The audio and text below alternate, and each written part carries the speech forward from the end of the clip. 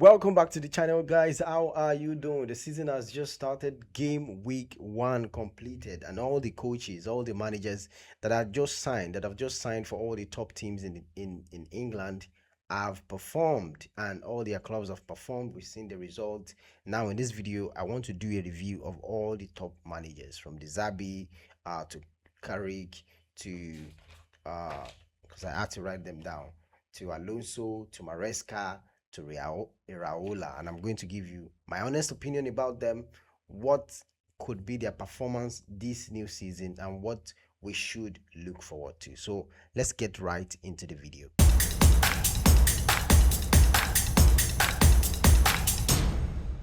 So I'm going to start with Roberto De Zerbi. Now, from what I see in Tottenham's game, yeah, because even me, I was watching that game and I was asking myself, what in the world is going on?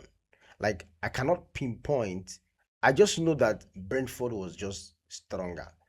And then you come to think of it and you're like, what's happening?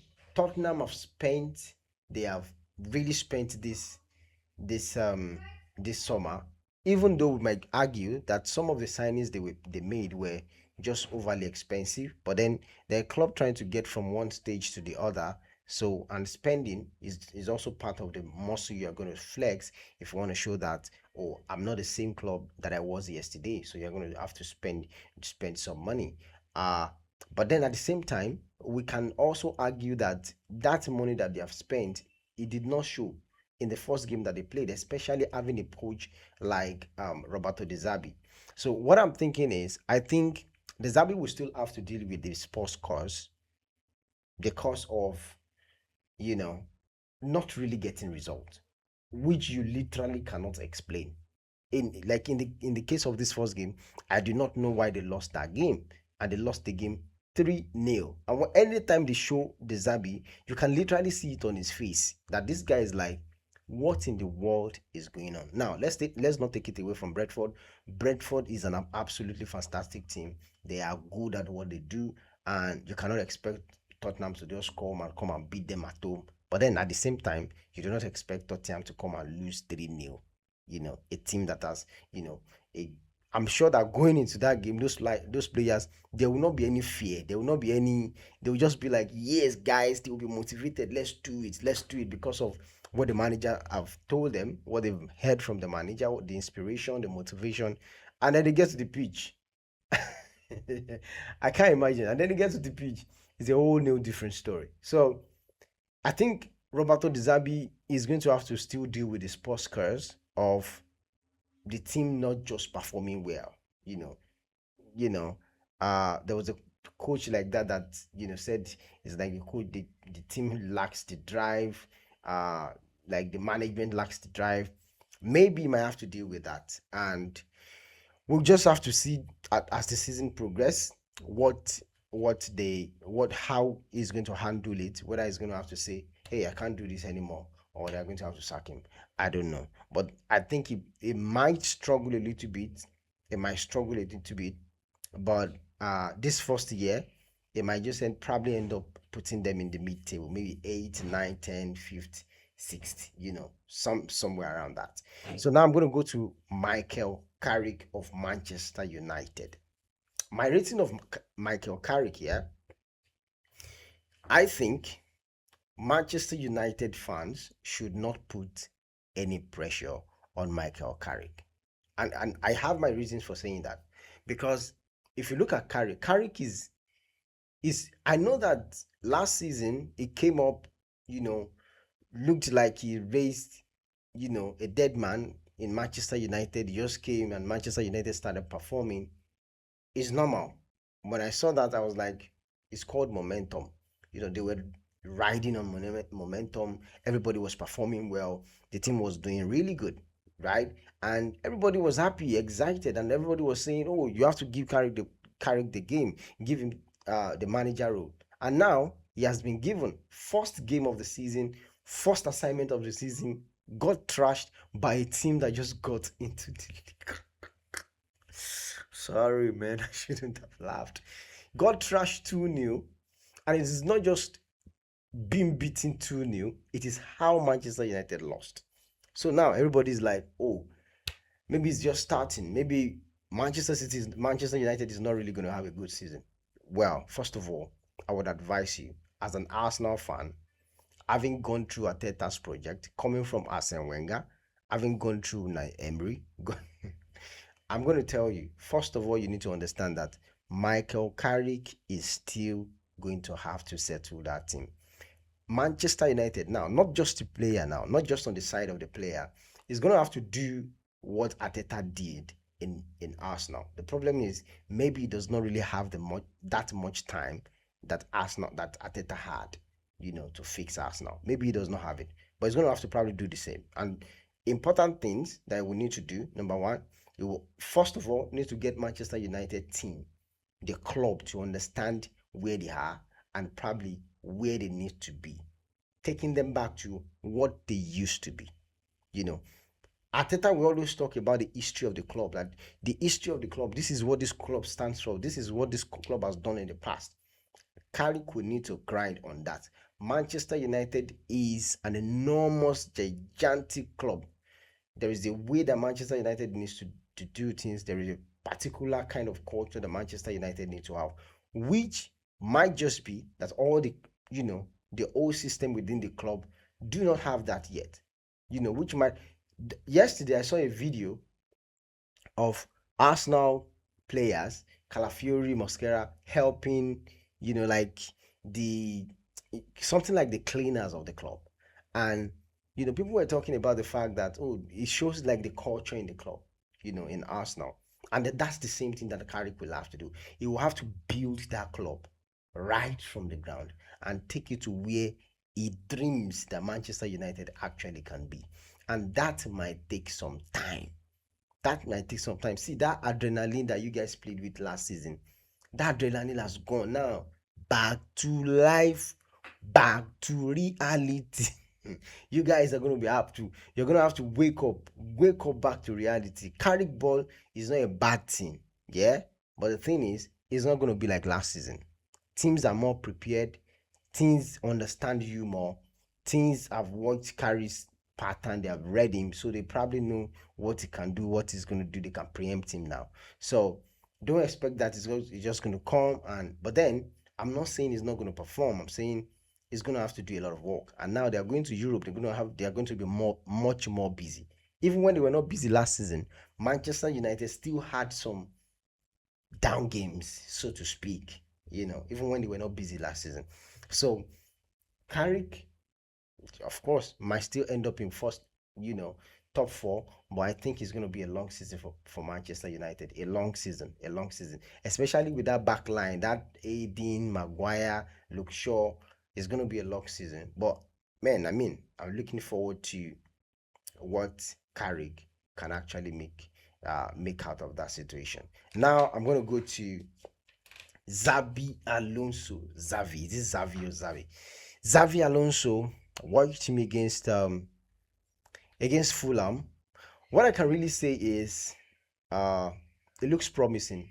It looks promising. Now I'm not talking about him in Bundesliga. I'm not talking about him in La Liga. I'm talking about the Xavi Alonso of Chelsea, of Premier League, handling a Premier League team. I strongly think, like I said before, it looks very promising. But the thing is, will he be consistent? It looks very promising. Will he be consistent? That's the question. And the reason I said it's promising is because, again, I'm going to use Manchester City as a template for all these games. Uh, you can actually feel, in Chelsea's game, you can feel the passion, you can feel the hunger, you can feel the drive. Even, you can feel the purpose in what they are trying to do. And that right there it says a lot. It sends a lot of message. It sends a lot of message. And I see that in this game. I think is very promising. But the thing is, Premier League is a very tough team. It's a very, very tough league. So the small clubs, the Brighton of this world, the Brentford of this world, the Wolves of this world, will come up at you, will give you issues. So can he actually handle that? This is not even talking about Arsenal, Manchester United. You can even easily win those games. Yeah.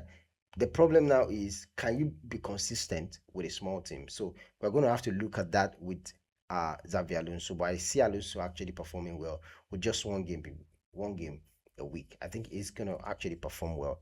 Now let's go to Enzo Maresca. God. Enzo Maresca. Narrow win over Bournemouth. Very narrow win. Not so much an interesting match. See, yeah. We'll have to come to the realization that Maresca is coming to fill the shoes of Pep Guardiola. I think the moment you realize that, then your expectation of Enzo Maresca drops. Let's be honest with ourselves.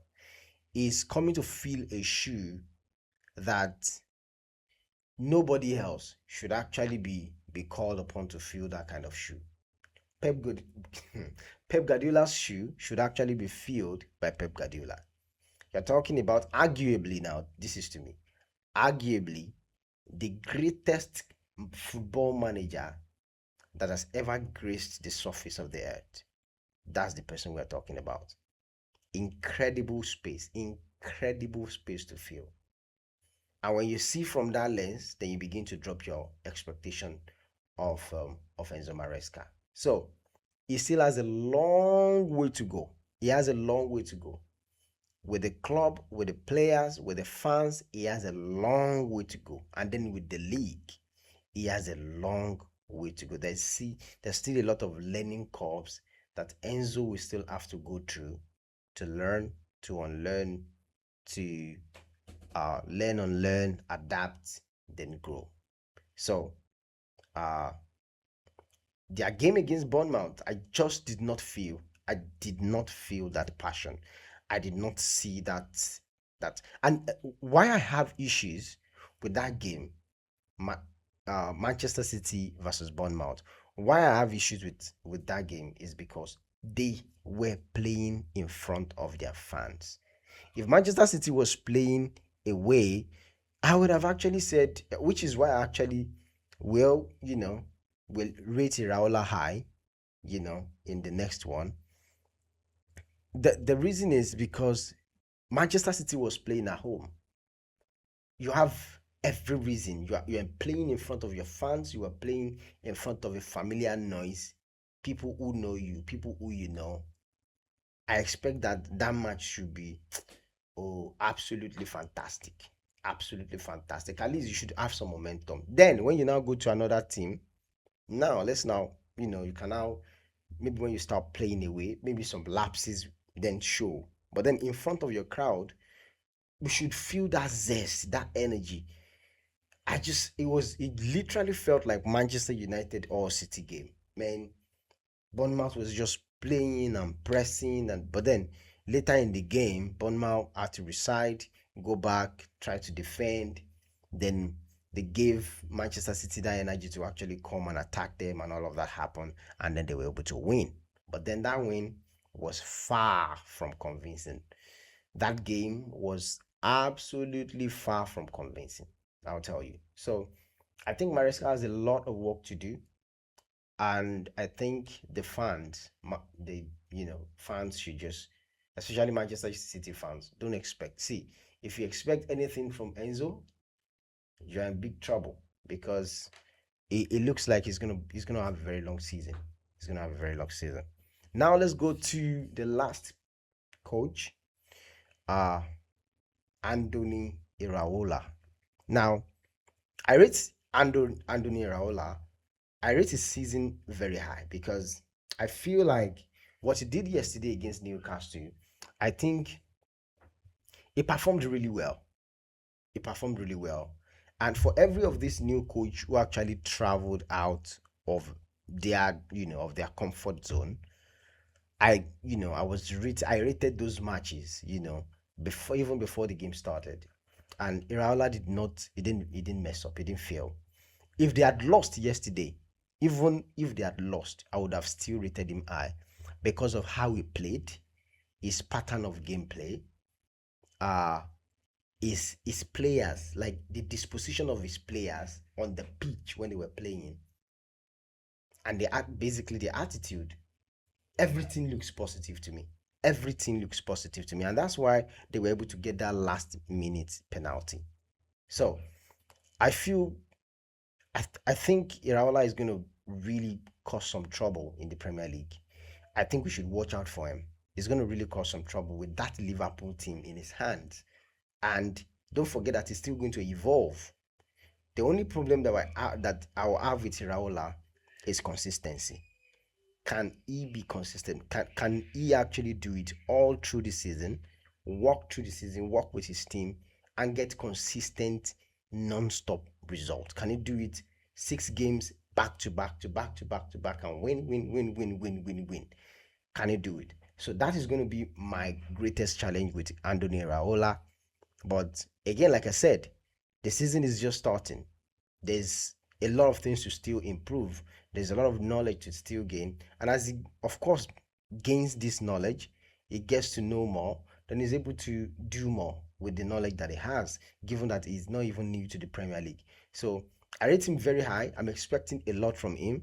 I expect him to actually perform absolutely fantabulously well in the league. So these are my ratings for the 5 managers that have just been signed into the top tier teams in the Premier League. Tottenham, De Zerbi, Iraola, Liverpool, Maresca, Manchester City, uh, uh, Alonso, Chelsea, and De Zerbi, Tottenham. So that's it for week 1.